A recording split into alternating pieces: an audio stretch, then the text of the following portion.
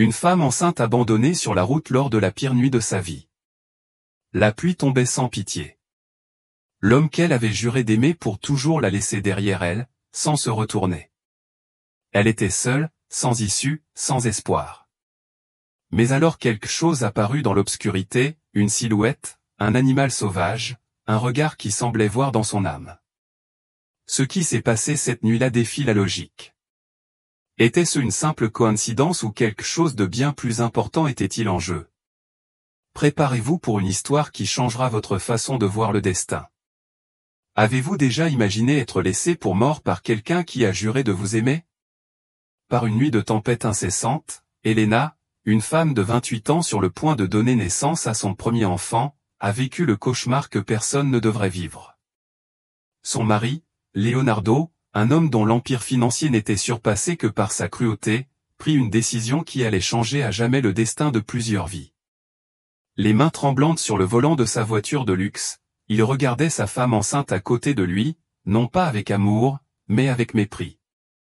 Ce qui s'est passé ensuite est une histoire aussi dérangeante qu'extraordinaire, une histoire où l'abîme de la cruauté humaine rencontre l'inexplicable compassion de la nature. Préparez-vous à vivre un voyage d'abandon, de désespoir et une rencontre surnaturelle qui défie toute logique et toute raison et une histoire qui vous fera remettre en question les limites entre le possible et l'impossible. Lorsque Léonard arrêta la voiture sur cette route déserte, battue par une pluie torrentielle, ses paroles furent plus froides que la tempête. Il a terminé. Je ne veux pas de toi ni de cet enfant. D'un coup brutal, il laissa Elena dans la boue, sa robe trempée collant à son ventre de 8 mois, et s'éloigna sans se retourner.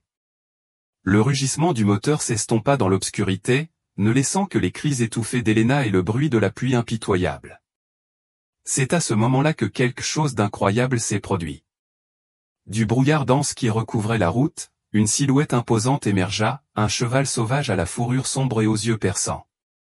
Ce que cet animal mystérieux ferait dans les minutes qui suivraient non seulement sauverait des vies, mais révélerait également un lien qui transcende notre compréhension du monde naturel. Si vous aimez ce genre d'histoire, n'oubliez pas de suivre la chaîne pour plus de sensations fortes comme celle-ci. Elena a toujours su que son mariage avec Leonardo n'était pas parfait, mais elle n'aurait jamais imaginé qu'il se terminerait d'une manière aussi brutale.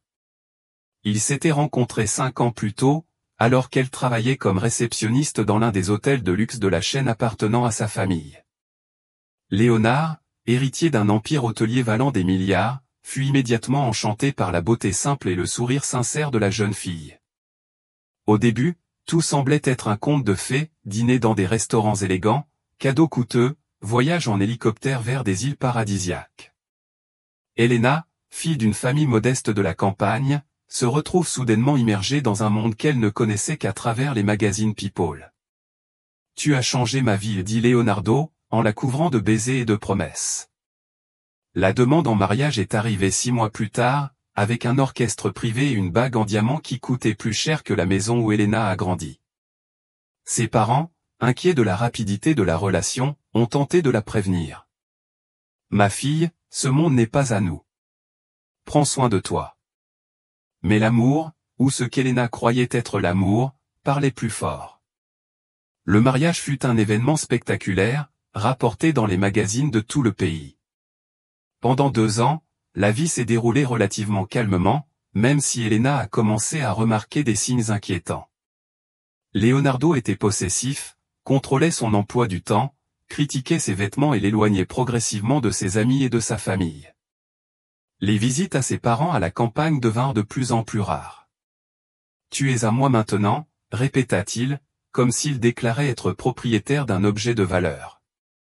Les premières attaques verbales sont survenues lorsqu'Elena a évoqué son désir de reprendre ses études.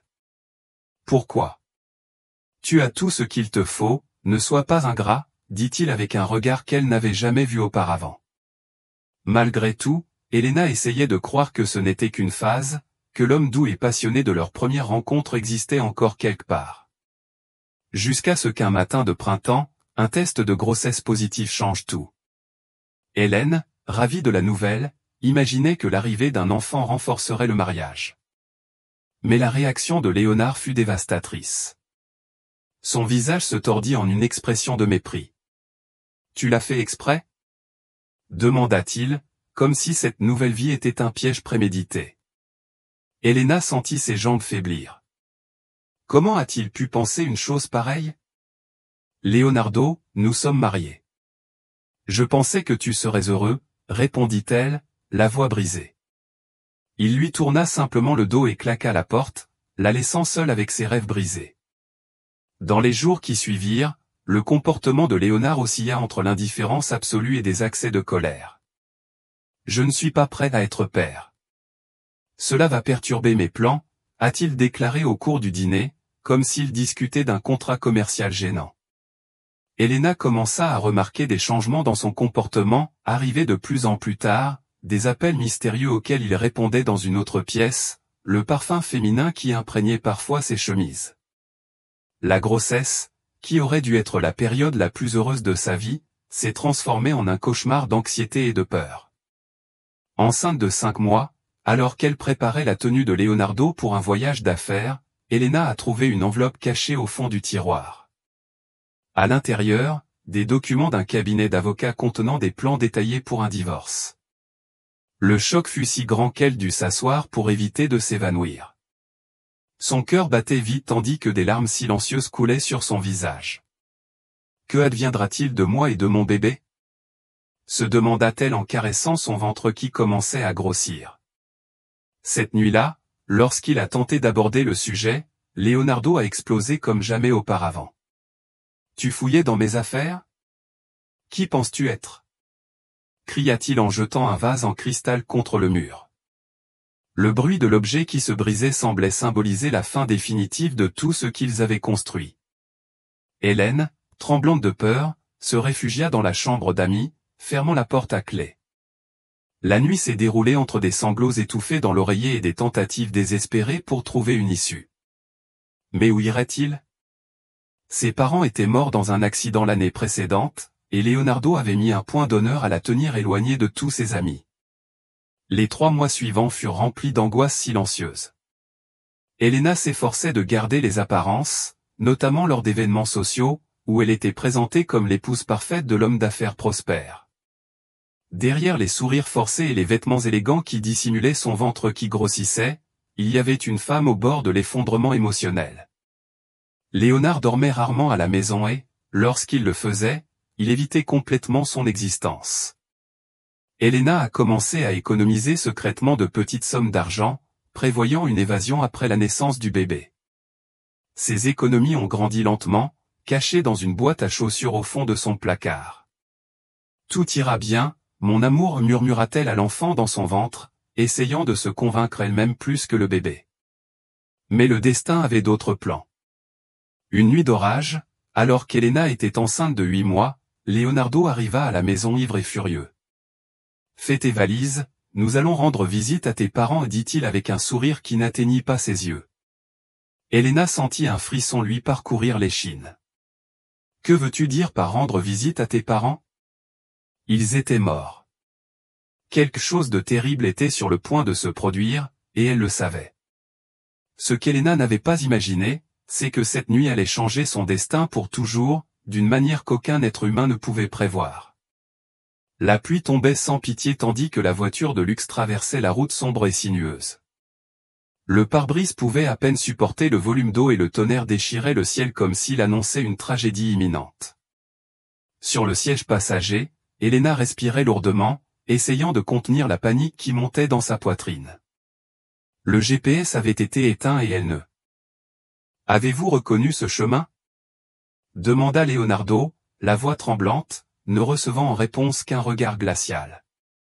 Le silence entre eux n'était rompu que par le bruit de la tempête et la respiration lourde de Leonardo, qui serrait le volant si fort que ses jointures étaient blanches. Elena remarqua qu'il s'éloignait de plus en plus de la ville, entrant dans une région reculée de fermes et de forêts.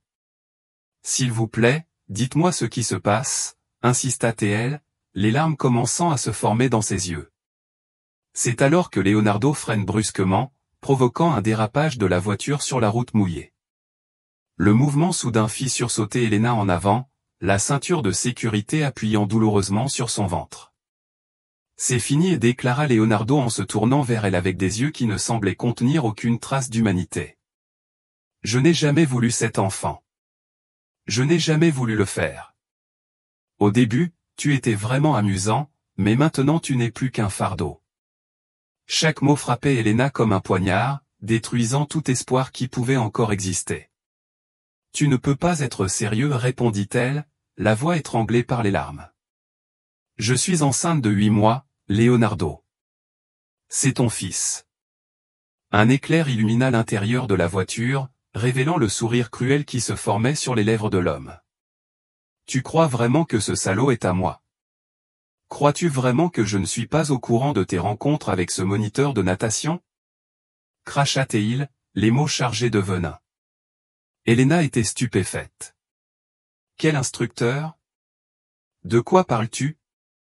Il n'y a jamais eu de trahison, pensa-t-il, comme s'il était en face d'un étranger, quelqu'un qui inventait des mensonges aveugles pour justifier l'injustifiable.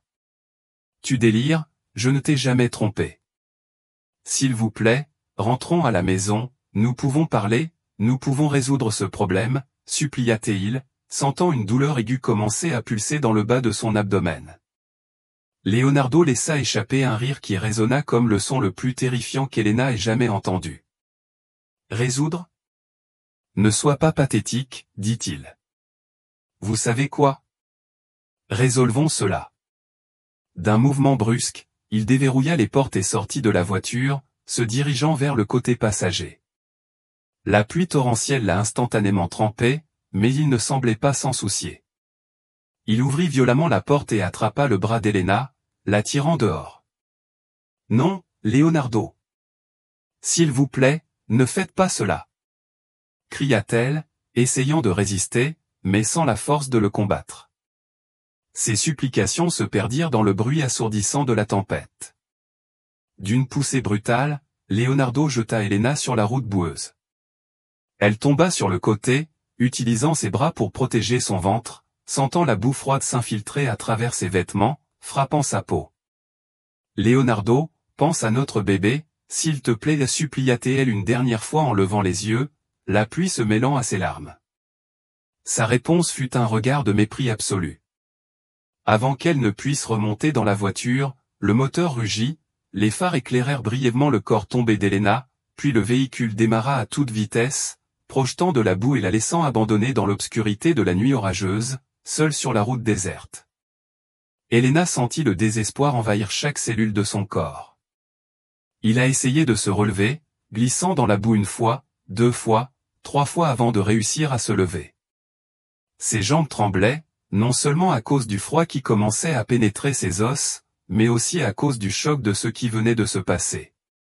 La pluie continuait sans pitié, trempant sa robe, qui lui donnait maintenant l'impression d'être du plomb contre le corps. Il regarda autour de lui, essayant de s'orienter, mais il n'y avait que de l'obscurité dans toutes les directions. Il n'y avait pas de maison, pas de lumière, juste la route qui s'étendait comme un serpent noir traversant le paysage rural. Son téléphone portable avait été laissé dans la voiture, ainsi que son sac contenant des documents et de l'argent. Elena était complètement impuissante. J'ai besoin de trouver de l'aide, pensa-t-elle, déterminée à protéger son enfant à naître. Il décida d'aller dans la direction opposée à celle où Léonard était parti. En marchant péniblement sur le côté boueux de la route, chaque pas était un effort monumental, son ventre lourd rendant son équilibre précaire, surtout sur le terrain glissant. La douleur qu'elle avait ressentie dans la voiture revenait maintenant plus intensément, la forçant à s'arrêter de temps en temps pour prendre de grandes respirations. Après ce qui lui sembla une éternité mais qui ne dura probablement pas plus de 20 minutes, Elena réalisa que ses forces s'épuisaient rapidement. Le froid avait pénétré si profondément qu'elle pouvait à peine sentir ses doigts et ses orteils. Ses lèvres avaient pris une teinte bleuâtre et son souffle s'échappait en nuages blancs dans l'air froid de la nuit. « Je ne peux pas abandonner » se murmura-t-elle comme un mantra, caressant son ventre dans un geste protecteur. « Nous survivrons, mon amour. Maman promet. » C'est à ce moment-là, alors que le désespoir menaçait de la submerger, qu'Elena entendit quelque chose de différent du bruit de la pluie, le bruit de quelque chose frappant l'asphalte mouillé. Il pensa d'abord qu'il hallucinait, que son cerveau épuisé créait des sons d'espoir là où il n'y en avait pas. Mais ensuite le son devint plus fort, plus défini, et une silhouette émergea de la brume qui recouvrait la route. Un cheval majestueux, bien que trempé, apparut comme une apparition surnaturelle. C'était un animal à la fourrure sombre, presque noire, avec une petite tache blanche en forme d'étoile sur le front. Ses yeux brillaient d'une manière presque humaine, fixés sur Helena comme s'il la reconnaissait. Il s'arrêta à quelques mètres d'elle, hennit doucement et fit un pas vers elle. Ce qui allait se passer ensuite défierait tout ce qu'Helena, ou quiconque, aurait pu croire possible. Helena resta immobile, incertaine de savoir si elle devait craindre ou s'approcher du mal qui la regardait désormais avec une intensité déconcertante. Le cheval était magnifique, avec des muscles bien définis sur une fourrure trempée par la pluie, et il avait une présence qui transmettait un étrange sentiment de sécurité. « D'où viens-tu » murmura Helena, sa voix à peine audible par-dessus le bruit de la tempête. Comme s'il comprenait la question, l'animal fit un autre pas vers lui et inclina légèrement la tête. Il n'y avait pas de selle, il n'y avait pas de renne, c'était clairement un cheval sauvage, ce qui rendait son apparence encore plus extraordinaire. Helena tendit une main tremblante, espérant que l'animal aurait peur et partirait. Mais à sa grande surprise, il s'est approché et a doucement touché son museau avec la paume de sa main. Le contact était comme un courant électrique qui traversait son corps, non pas douloureusement, mais comme une vague de chaleur réconfortante qui semblait revitaliser sa force.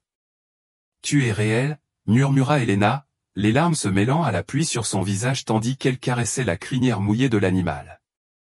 Le cheval répondit par un doux hennissement, presque comme une affirmation. À ce moment-là, une douleur aiguë traversa l'estomac d'Helena, la faisant se plier en deux et pousser un gémissement involontaire.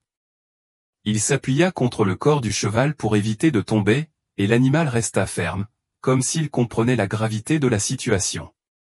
La douleur passa, mais elle laissa Helena haletante et encore plus consciente de sa vulnérabilité. « J'ai besoin de trouver de l'aide, dit-elle, à la fois à elle-même et à l'animal. Mon bébé ne peut pas naître ici. » Comme s'il comprenait chaque mot, le cheval se déplaça sur le côté et plia légèrement ses pattes avant, s'abaissant dans une invitation claire. Helena cligna des yeux, incrédule. Serait-ce lui, l'animal, qui lui offrirait le transport? La scène semblait sortir tout droit d'un conte de fées, quelque chose qui défiait toute logique. Mais dans ce moment de désespoir, la logique était un luxe qu'Helena ne pouvait pas se permettre. Avec difficulté, utilisant ses dernières forces, elle réussit à grimper sur le dos du cheval, s'accrochant à sa crinière pour maintenir son équilibre. « S'il vous plaît, emmenez-moi dans un endroit sûr, » demanda-t-il. Parlait-il à l'animal ou à une force supérieure qui pourrait entendre ses prières désespérées? Le cheval se leva prudemment, comme s'il était conscient de son précieux fardeau, et commença à marcher sur la route. Ses mouvements étaient fluides et calculés, très différents du galop sauvage auquel on s'attendrait d'un animal non domestiqué. Helena s'accrocha avec toute la force qu'elle pouvait rassembler, une main serrant fermement sa crinière, l'autre protégeant son ventre. C'était une scène surréaliste, une femme enceinte, trempée par la pluie, chevauchant un cheval accru, traversant une tempête à la recherche du salut. L'animal semblait avoir une destination précise, car à un certain moment, il quittait la route principale, suivant un chemin de terre qu'Helena n'aurait pas remarqué d'elle-même.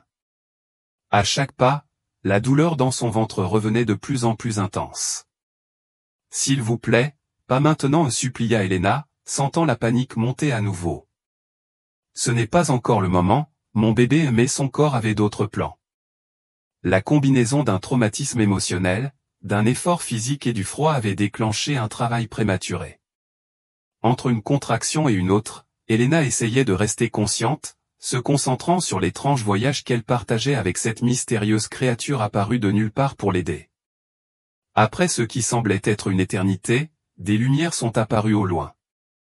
Le cheval accéléra le pas, comme renouvelé par la proximité de sa destination. À mesure qu'il s'approchait, Helena distinguait les contours d'un petit bâtiment isolé, une maison de campagne. Modeste mais accueillant, avec de la fumée sortant de la cheminée indiquant que les gens étaient réveillés malgré leur tardive. « Dieu merci » murmura-t-elle, ressentant une nouvelle vague d'espoir. Le cheval se dirigea droit vers l'entrée de la maison et s'arrêta. Il gonflait haut, comme s'il appelait à l'aide. Quelques secondes plus tard, la porte s'ouvrit, révélant une femme âgée aux cheveux gris attachés en chignon et affichant une expression d'étonnement absolu face à la scène qui se déroulait sur sa propriété. Saint Dieu! Martha, viens vite! Cria la femme dans la maison. Helena essaya de parler et d'expliquer sa situation, mais une contraction particulièrement forte lui fit pousser un cri de douleur. Le cheval resta absolument immobile, permettant à une deuxième femme, plus jeune, d'apparaître à la porte et de courir pour aider Helena à descendre. J'ai perdu les os, réalisa la jeune femme après qu'Helena ait finalement réussi à poser les pieds sur le sol, sentant le liquide chaud couler le long de ses jambes, se mélangeant à l'eau de pluie. Vite, emmenons-la à l'intérieur, ordonna la dame la plus âgée, et ensemble, les deux femmes soutinrent Helena, la guidant dans l'intérieur confortable de la maison. Le contraste entre la chaleur de l'environnement et le froid qu'elle avait enduré faisait trembler le corps d'Helena de manière incontrôlable. « Je m'appelle Donna Clara, dit la dame en l'aidant à s'allonger sur un canapé recouvert à la hâte de drap propre. Voici ma fille Martha, elle est infirmière en obstétrique. Helena avait du mal à y croire, de toutes les maisons où le cheval aurait pu l'emmener, il avait choisi celle d'une infirmière spécialisée dans les accouchements. « Qu'est-ce que le cheval a essayé de te dire ?» demanda Helena en serrant les dents à cause de la douleur. « Il m'a sauvé. » Donna Clara et Martha échangèrent des regards intrigués. « Quel cheval, mon cher ?» demanda gentiment Donna Clara, tandis que Martha commençait à examiner Helena, se préparant à l'accouchement qui était déjà en cours. « Le cheval noir, avec l'étoile blanche sur son front. »« Il m'a amené ici, » insista Helena, déconcertée par la question. Martha arrêta ses préparatifs et regarda sa mère avec une expression mêlant l'étonnement et une étrange compréhension. « Maman, elle parle d'Estrella, dit-il à voix basse. Le visage de Donna Clara pâlit visiblement et elle fit le signe de croix. « Impossible, murmura-t-il. Estrella est décédée il y a 5 ans. J'ai besoin que tu prennes une grande inspiration et que tu te concentres maintenant, dit fermement Martha, tournant son attention vers Helena, dont le corps était secoué par une autre contraction. Votre bébé arrive et nous allons avoir besoin de toutes vos forces. Helena hocha la tête, essayant de traiter l'information surréaliste qu'elle venait de recevoir à propos du cheval. Mais la douleur intense l'a ramenée à la réalité de sa naissance prématurée. Donna Clara s'est approchée avec des serviettes propres et une bassine d'eau chaude.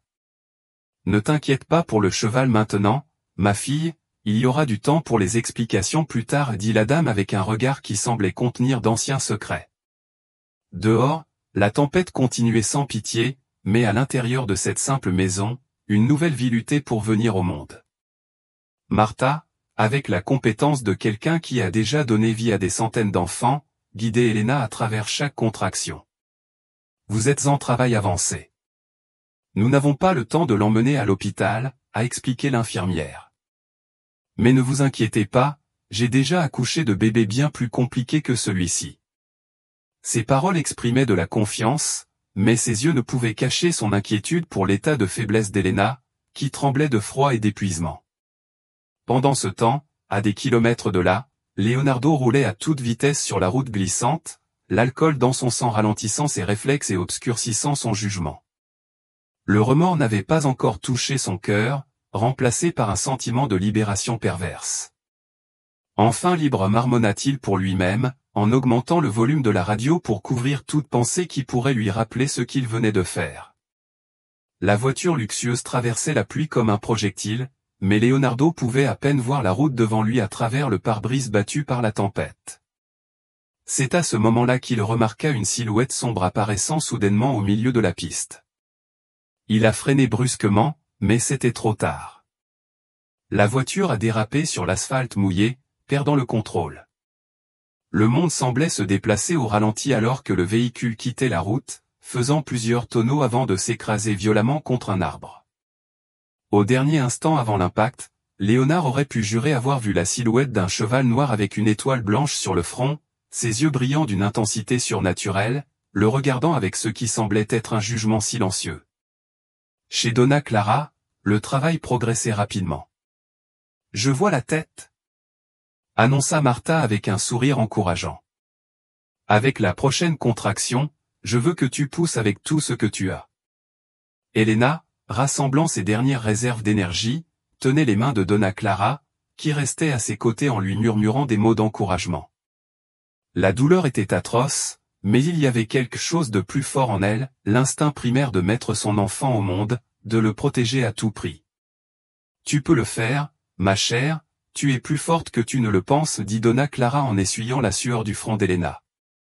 Avec un cri qui semblait venir du plus profond de son âme, Elena fit un dernier effort, sentant son corps s'ouvrir pour permettre à une nouvelle vie de passer à travers.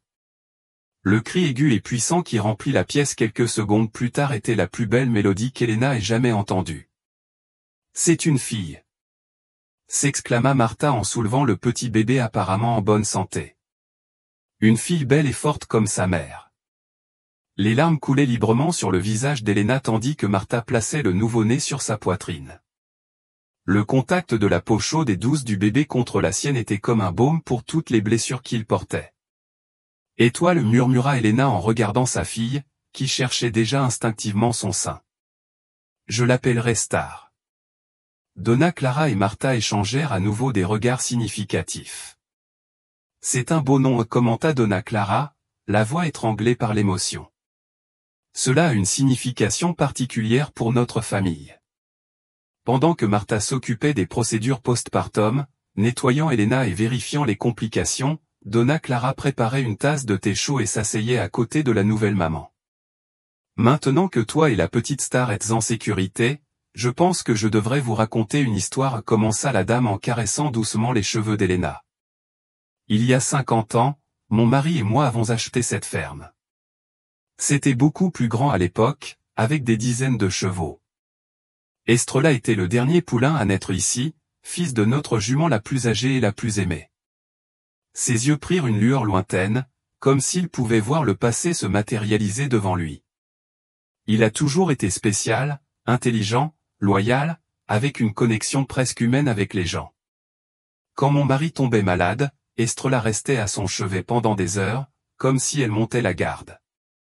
Il y a 5 ans, continue Donna Clara, une tempête comme celle d'aujourd'hui a dévasté la région. Une famille a été piégée par les inondations, à quelques kilomètres d'ici. Estrella s'est échappée de l'écurie et, aussi incroyable que cela puisse paraître, a conduit les sauveteurs jusqu'à eux. Il a sauvé tout le monde, y compris un petit enfant. La voix de la dame faiblit un instant, mais l'effort était trop grand pour son cœur déjà vieillissant. Il est mort la nuit même, dans mes bras. Elena écoutait l'histoire en retenant son souffle, sa fille nouveau-née dormant paisiblement contre sa poitrine. Depuis lors, continua Donna Clara, lors des nuits d'orage comme celle-ci, certains jurent voir un cheval noir avec une étoile blanche sur le front errer sur les routes de la région. Ils disent qu'il continue sa mission, à la recherche de personnes perdues ou en danger. Martha, qui avait terminé ses soins médicaux, s'est jointe à la conversation.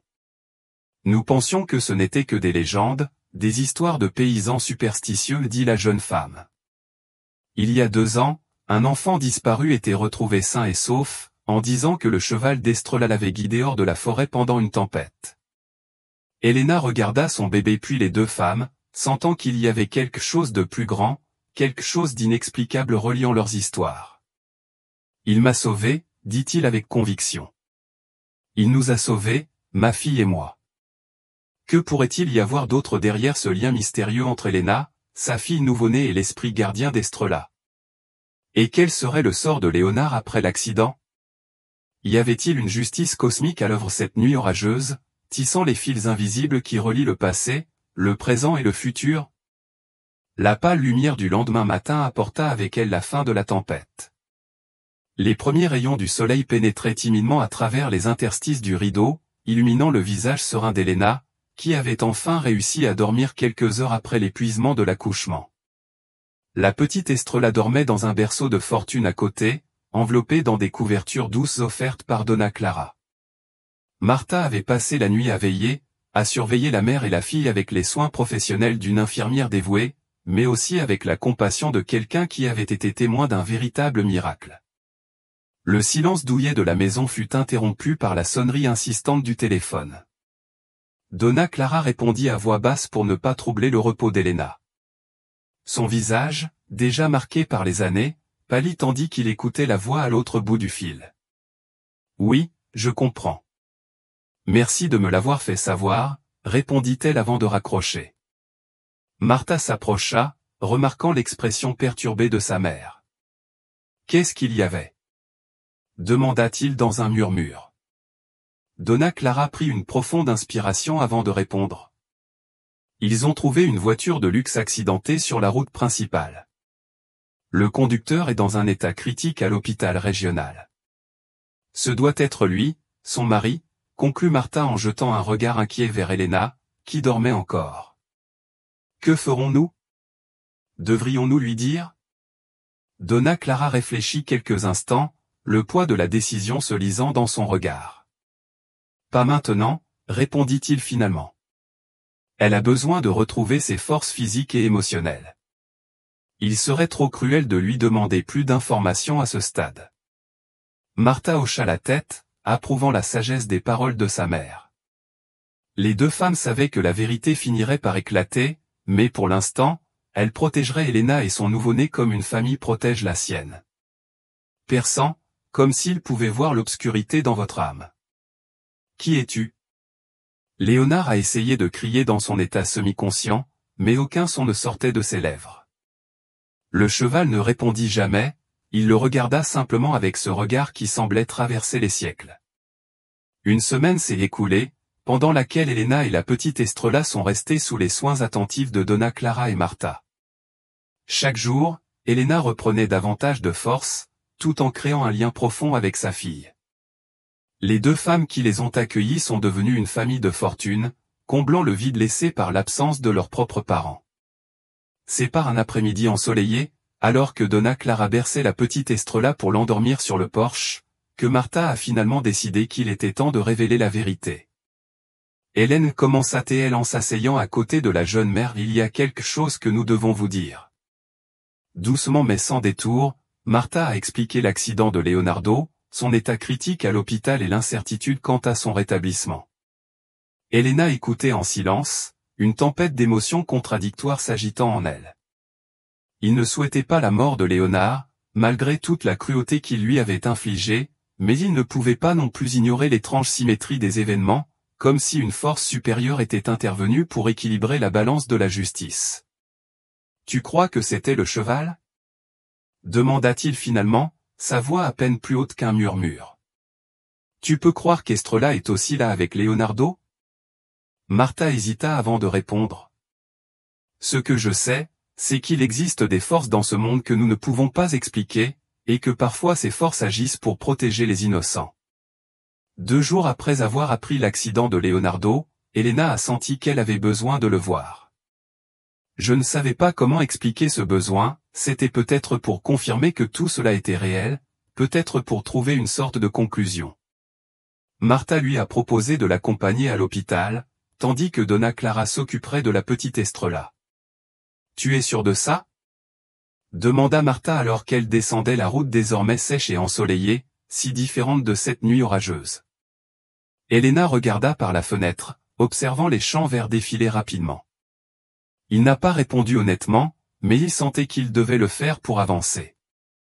Ses pensées étaient un tourbillon confus, les souvenirs des moments heureux du début de sa relation avec Leonardo, la terreur de son abandon, le miracle de son sauvetage, tout semblait appartenir à une autre vie, comme si la femme qui avait vécu ces expériences n'était plus elle, mais une version antérieure, plus fragile et naïve. Quelle que soit ta décision, après l'avoir vue, nous serons à tes côtés, assura Martha en posant brièvement sa main sur celle d'Elena, dans un geste de solidarité féminine qui valait plus de 1000 mots. L'hôpital régional de São Francisco était un bâtiment moderne qui contrastait avec le paysage rural environnant. À la réception, Martha s'est présentée comme infirmière et a expliqué la situation, facilitant l'entrée d'Elena aux soins intensifs, où Leonardo est resté hospitalisé. Il est dans le coma, dit le médecin qui les a reçus.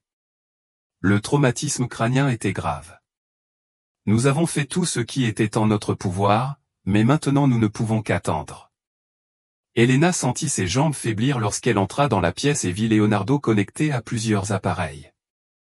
Son visage, défiguré par des ecchymoses et des coupures, était presque méconnaissable. Il ne restait plus rien de l'homme puissant et intimidant qu'il avait jeté sur la route et abandonné à son sort. Il n'y avait qu'un corps brisé, luttant pour survivre, défiant toutes les attentes, y compris les siennes. Elena ressentit une vague de compassion, non pas de l'amour, ce sentiment avait été détruit par sa cruauté, mais une compassion humaine fondamentale pour la fragilité de la vie qui était maintenant évidente sous ses yeux. « Puis-je être seul avec lui un instant ?» demanda Elena. Martha hocha la tête et quitta la pièce avec le médecin. Elena s'est approchée du lit d'hôpital et a observé les moniteurs qui enregistraient les signes vitaux de Leonardo. Chaque bip était une confirmation que, malgré tout, il était toujours en vie. « Je ne suis pas venue pour me venger, ni pour me réjouir de ta souffrance, dit-elle doucement, sans être sûre qu'il puisse l'entendre dans son état d'inconscience. Je suis venue vous annoncer que notre fille est née. Son nom est Estrella. » Il s'arrêta, sentant le poids de ses prochains mots. « Je suis aussi venu pour te libérer et me libérer moi-même. Ce que tu m'as fait était impardonnable, mais porter le poids de la haine me détruirait de l'intérieur. Alors je choisis de passer à autre chose. » Des larmes silencieuses coulaient sur son visage tandis qu'elle parlait, non pas de tristesse mais de profond soulagement, comme si elle se débarrassait enfin d'un fardeau qu'elle portait depuis trop longtemps. « Je ne sais pas si tu survivras, Leonardo. Une partie de moi l'espère, afin qu'un jour tu puisses réfléchir à tes actes et peut-être trouver la rédemption. Mais quoi qu'il arrive, je ferme ce chapitre de ma vie. » Alors qu'Elena prononçait ces mots, quelque chose d'extraordinaire se produisit sur le moniteur cardiaque. Le rythme cardiaque de Léonard, jusque-là stable dans son rythme induit par le coma, commença à montrer de subtiles variations, comme si, à un niveau profond de conscience, il pouvait entendre et répondre. Et dans l'obscurité de son coma, Leonardo pouvait réellement l'entendre. Son esprit, pris dans les limbes entre la vie et la mort, captait des fragments des paroles d'Elena, les mélangeant avec des visions fiévreuses du cheval noir qui semblait le suivre sans relâche à travers un labyrinthe de culpabilité et de remords. Star, le nom résonnait dans sa conscience endormie, apportant avec lui les images d'un enfant qu'il ne connaîtrait jamais, une vie qu'il avait contribué à créer mais qu'il avait cruellement rejetée. Et pour la première fois dans son existence égocentrique, Léonard ressentit quelque chose qui ressemblait à un véritable regret. Non seulement la peur des conséquences de ses actes, mais un profond regret pour les choix qu'il avait faits, pour le mal qu'il avait causé à quelqu'un qu'il avait autrefois aimé. Ce sentiment, si nouveau et étrange pour lui, se manifestait physiquement par des larmes qui commençaient à couler sur son visage meurtri. Elena était paralysée lorsqu'elle vit les larmes sur le visage inconscient de Leonardo. Il appela rapidement Martha et le médecin, qui se dépêchèrent de retourner dans la chambre. « C'est ça ?» demanda-t-il en montrant les larmes. Le médecin a examiné Leonardo, vérifiant ses signes vitaux et ses réflexes. Il pourrait s'agir simplement d'une réaction physique involontaire, a-t-il expliqué avec prudence professionnelle, mais cela pourrait également indiquer un certain niveau de conscience. Il marqua une pause, choisissant soigneusement ces mots suivants. Dans les cas de coma, il y a encore beaucoup de choses que nous ne comprenons pas sur le fonctionnement de l'esprit. Certains patients rapportent, après leur réveil, qu'ils pouvaient entendre et comprendre ce qui se passait autour d'eux, même sans pouvoir réagir. Elena sentit un frisson lui parcourir l'échine. Léonard l'avait-il vraiment entendu? Ces paroles avaient-elles d'une manière ou d'une autre pénétré l'obscurité qui l'entourait? Et qu'est-ce que cela signifierait pour eux deux? À sa sortie de l'hôpital, Elena se sentait plus légère, comme si elle avait accompli une partie importante de son voyage. Il ne savait pas ce que l'avenir lui réservait, si Léonard survivrait, s'il reverrait un jour la fille qu'il avait rejetée, si une sorte de réconciliation serait possible. Mais elle savait, avec une certitude qui venait du plus profond de son âme, qu'elle et la petite Star iraient bien, quoi qu'il arrive. « Je suis prête à y retourner, » dit Martha, avec une nouvelle détermination dans la voix. Des mois ont passé depuis la nuit de la tempête. Le printemps était arrivé avec toute sa force, transformant les champs autour de la maison de Donna Clara en un tapis de fleurs sauvages. Elena et la petite Estrella s'étaient installées définitivement à la ferme, occupant une petite annexe que Martha et Donna Clara ont aidé à rénover. Au fil des jours, quelque chose d'inattendu s'est produit. Elena a découvert un talent naturel pour la cuisine, notamment pour la préparation de bonbons faits maison. Il a commencé par préparer des confitures avec les fruits du verger de Donna Clara, puis étendu aux gâteaux, pain et biscuits. C'est un cadeau, dit Donna Clara, après avoir goûté une tarte aux pommes qu'Elena avait préparée. Tu devrais penser à transformer ça en entreprise.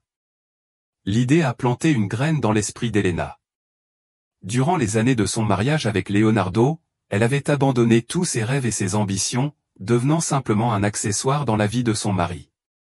Maintenant, pour la première fois depuis longtemps, il s'autorisait à imaginer un avenir construit de ses propres mains. Peut-être que tu as raison, répondit-il en regardant la petite Estrella jouer sur le tapis du salon, devenant chaque jour plus intelligente et plus vive.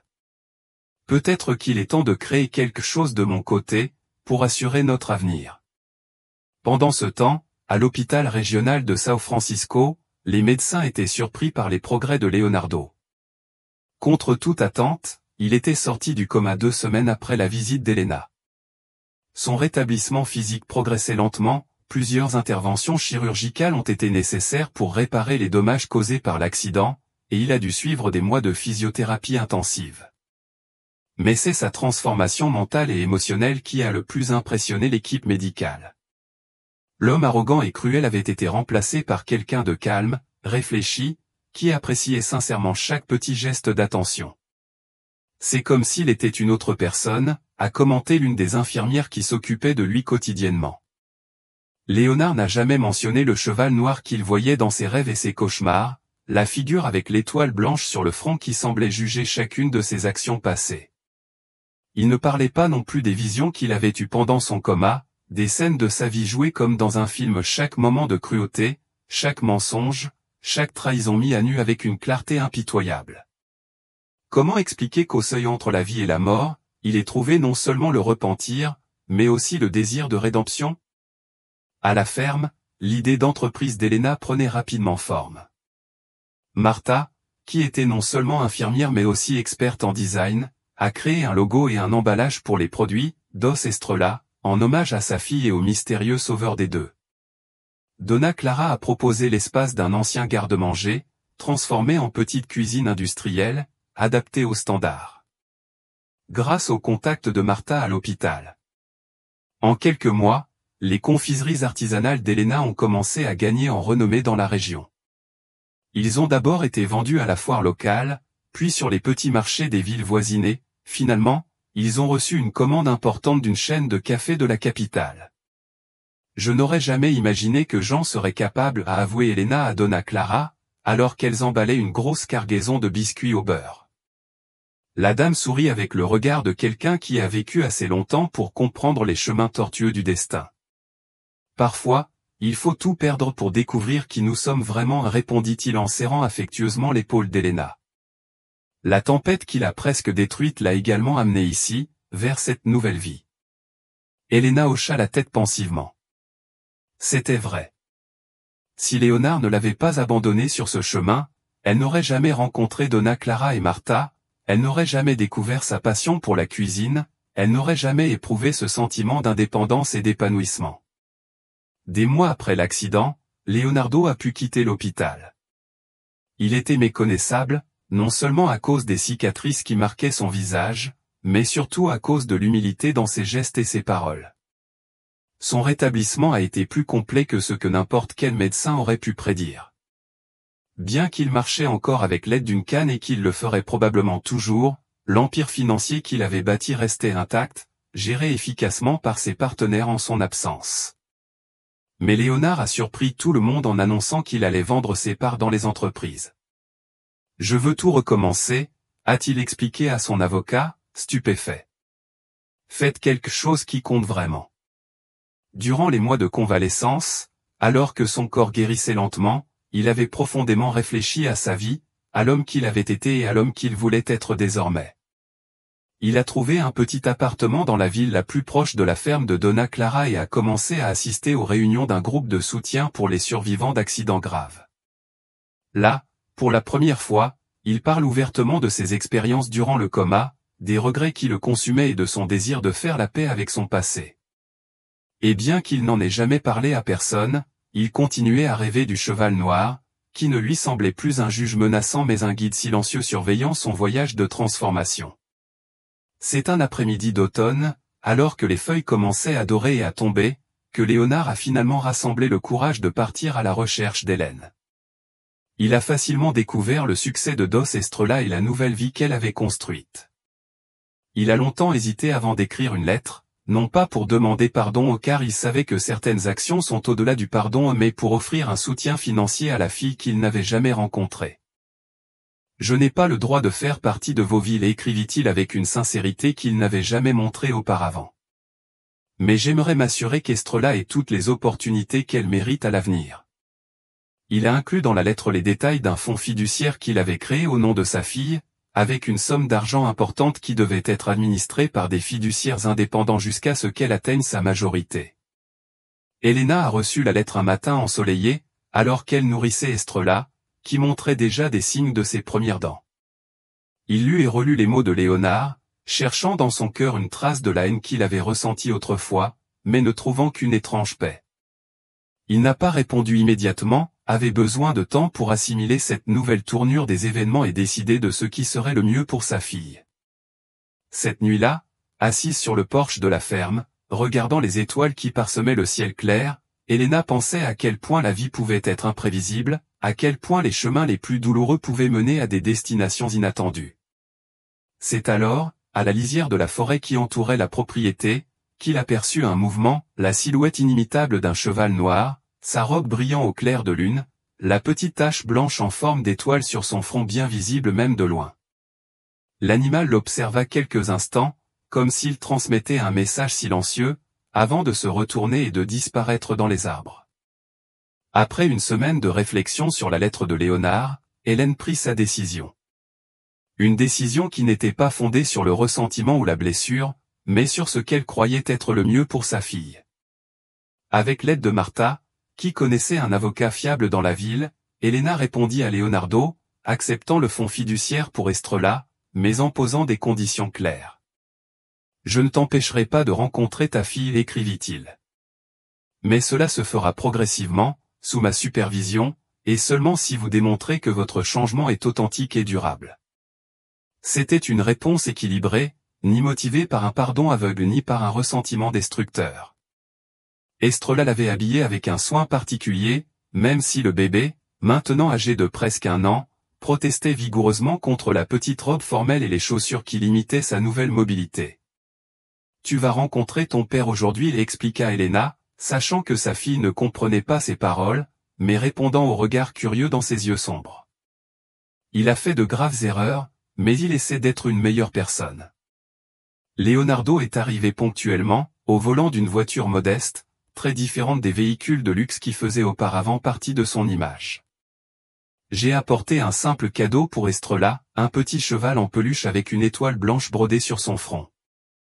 Quand Elena ouvrit la porte, ce fut comme si 2 mondes entraient en collision, le passé et le présent, ce qui aurait pu être et ce qui était réellement. Léonard semblait plus petit d'une certaine manière, non seulement à cause de la légère courbure causée par ses blessures, mais comme si son arrogance antérieure avait été la véritable cause de sa présence imposante. Ses yeux, autrefois froids et calculateurs, révélaient désormais une vulnérabilité qu'Elena n'avait jamais imaginée possible. « Merci pour cette opportunité » dit-il doucement, évitant de la regarder directement, comme s'il ne méritait même pas de la regarder dans les yeux. Puis, Donna Clara est apparue, portant la petite Estrella. La jeune fille, normalement bavarde et sociable, se tut soudainement à la vue de l'étranger, étudiant avec une intensité déconcertante pour quelqu'un d'aussi jeune. Léonard resta figé, trop émotif pour parler ou bouger. Il y avait sa fille, l'enfant qu'il avait rejeté avant même qu'elle ne naisse, la vie qu'il avait presque détruite dans son égoïsme. Estrella avait ses yeux, réalisa-t-il avec une boule dans la gorge, mais le reste était tout Elena, la même forme de visage, le même sourire éclatant qu'il avait autrefois enchanté. Cette première rencontre fut brève et pleine d'émotions contenues. Leonardo n'a pas essayé de retenir sa fille, respectant l'espace et le temps nécessaires pour construire une relation qui n'avait jamais existé. Ils étaient assis sur le porche, Estrella jouant sur le tapis entre eux, jetant de temps en temps des regards curieux à l'homme inconnu qui la regardait si attentivement. « Elle est incroyable », a déclaré Leonardo avec une admiration sincère. « Tu as fait un travail merveilleux, Elena. » Ce n'était pas une tentative de flatterie, mais simplement une reconnaissance honnête d'une vérité évidente. Elena hocha la tête, acceptant le compliment avec la confiance de quelqu'un qui connaît sa propre valeur. « J'ai eu de l'aide » répondit-il en regardant avec tendresse Donna Clara, qui observait la scène à une distance discrète. « J'ai trouvé une famille quand j'en avais le plus besoin. » La conversation s'est déroulée avec une facilité surprenante, évitant le passé douloureux et se concentrant sur le présent et l'avenir. Leonardo a parlé de sa décision de vendre ses entreprises et d'utiliser une partie de l'argent pour créer une fondation dédiée à aider les femmes en situation de vulnérabilité. « Cela n'efface pas ce que j'ai fait », a-t-il expliqué, les yeux fixés sur ses propres mains. « Mais peut-être que tu peux empêcher d'autres de vivre ce que tu as vécu. » Elena ressentit une émotion inattendue à cette révélation. Ce n'était pas du pardon que je ressentais. Certaines blessures sont trop profondes pour guérir complètement, mais il y avait un certain soulagement à voir que quelque chose de bon pouvait naître de toute cette douleur.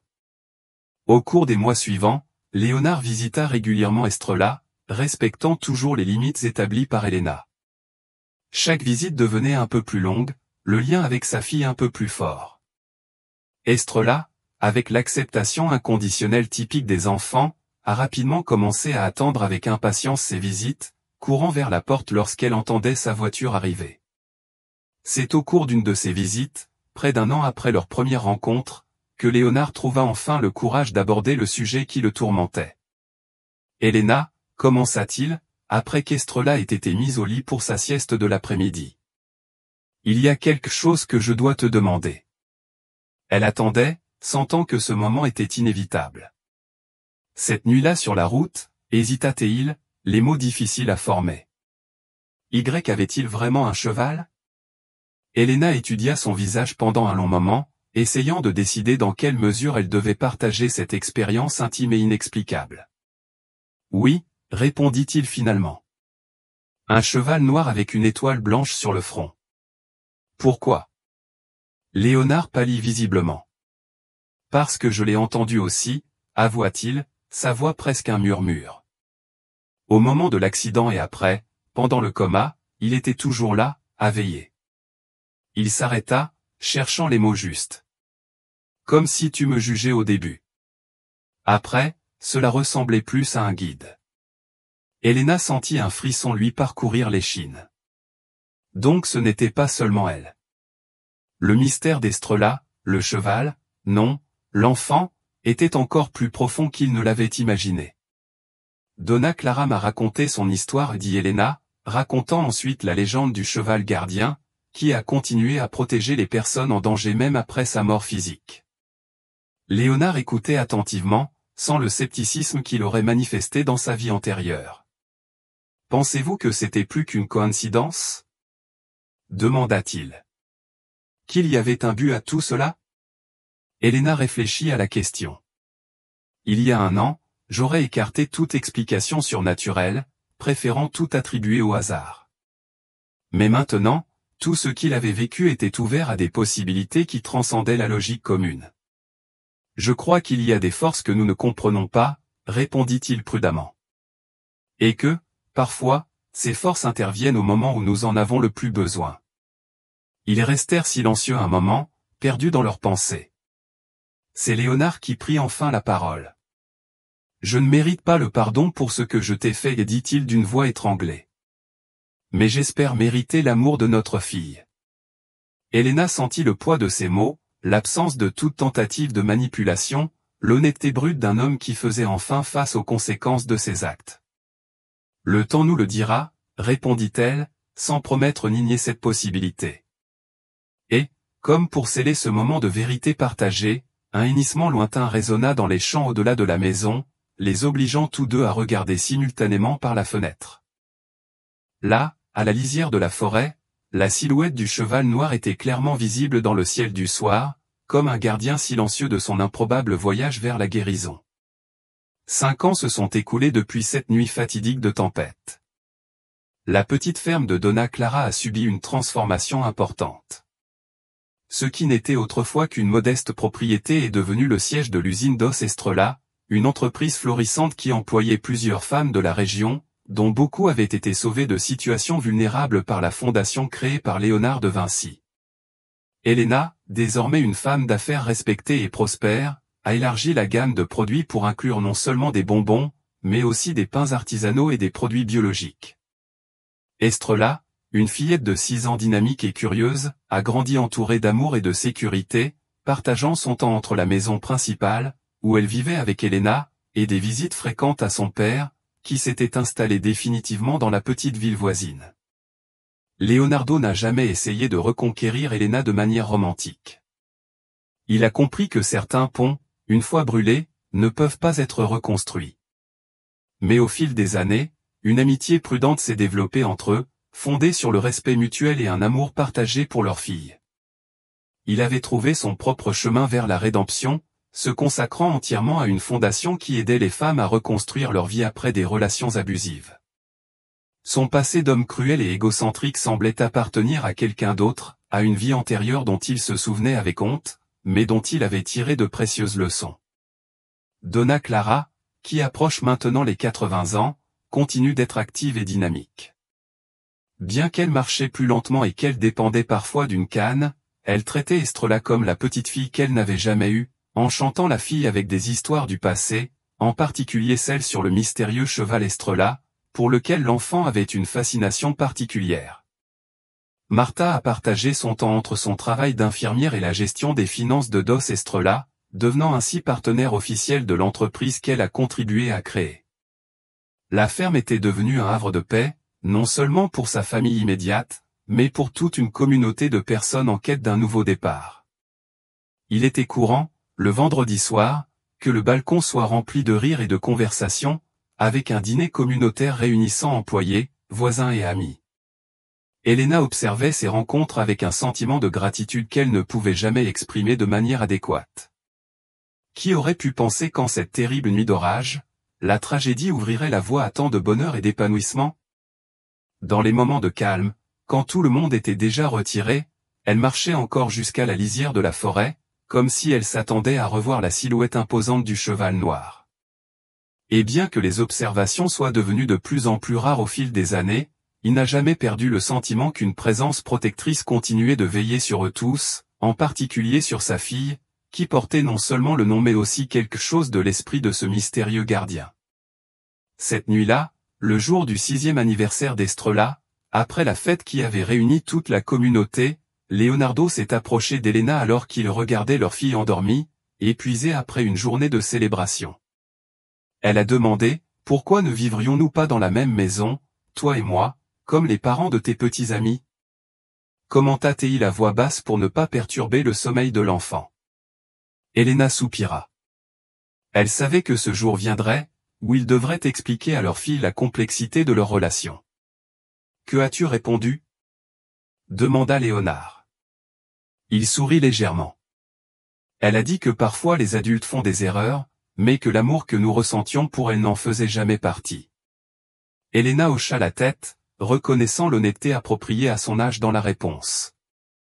C'est une bonne façon de le dire, approuva-t-il. Quand tu seras plus grand, nous pourrons t'en dire plus, à condition que tu sois prêt à comprendre. Ils restèrent silencieux quelques instants, chacun perdu dans ses pensées, unis par leur amour pour la petite fille qui dormait paisiblement. Penses-tu que tu pourras un jour me pardonner complètement ? Demanda finalement Léonard, la question qu'il avait gardée en tête pendant des années. Elena le regarda longuement avant de répondre. J'ai déjà pardonné, dit-il simplement. Pas pour toi, mais pour moi, parce que le ressentiment ne ferait que me lier au passé, et j'ai choisi de vivre dans le présent. Léonard sentit le poids de ces mots, la profonde sagesse qu'Hélène avait acquise à travers ses épreuves. Tu es extraordinaire, tu le sais ? Dit-il avec une admiration sincère.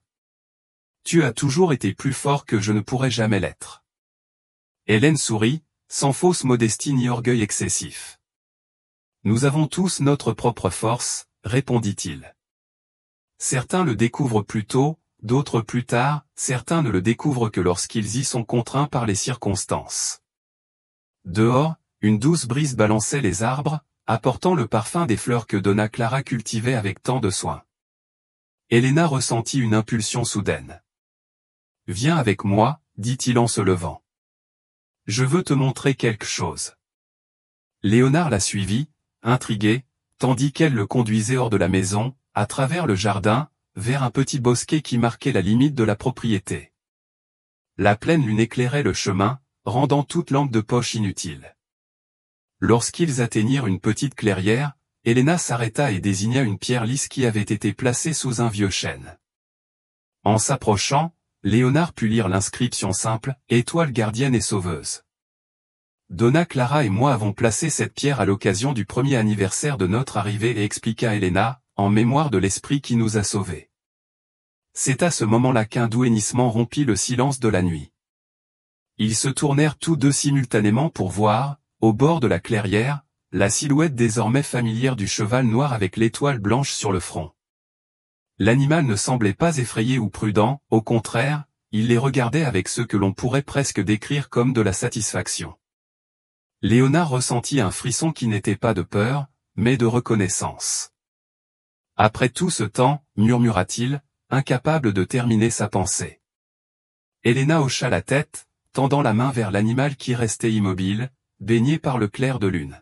« Je pense qu'il est venu me dire au revoir, dit-elle doucement. » Comme pour confirmer ses paroles, le cheval hennit de nouveau, se retourna et commença à marcher vers les arbres plus denses. L'histoire d'Elena et Leonardo est un voyage intense de douleur, de rédemption et de transformation. Au début, nous assistons au côté le plus cruel de l'humanité, un homme puissant et impitoyable, sans empathie, abandonnant sa femme enceinte à son sort.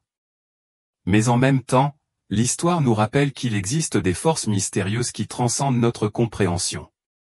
Qu'il s'agisse du destin, de la spiritualité ou du lien entre les humains et les animaux, le cheval étoilé représente non seulement un sauveur, mais aussi un symbole de protection divine et de justice. Il apparaît dans le moment le plus sombre d'Elena, la guidant vers un avenir inattendu et meilleur. Il est intéressant de noter que la même présence semble hanter Léonard, le conduisant à une inévitable confrontation avec ses propres erreurs. En fin de compte, l'histoire nous enseigne que même ceux qui commettent de graves erreurs peuvent chercher la rédemption. Mais la véritable force réside dans ceux qui choisissent d'avancer, sans être prisonniers du passé. Elena se transforme, retrouve son indépendance et construit un nouveau chemin, prouvant que même les tempêtes les plus dévastatrices peuvent ouvrir la voie à de nouveaux départs inattendus. Et vous, avez-vous déjà traversé une période difficile qui vous a changé à jamais? Racontez-nous votre histoire dans les commentaires, nous voulons connaître votre histoire. Si ce voyage vous a ému, n'oubliez pas d'aimer et de vous abonner à la chaîne. Cela nous aide à vous proposer des histoires plus percutantes. Et si vous voulez voir une autre histoire pleine d'émotions et de rebondissements, regardez l'histoire dans la description et sur la carte maintenant. Vous ne voudrez pas le manquer.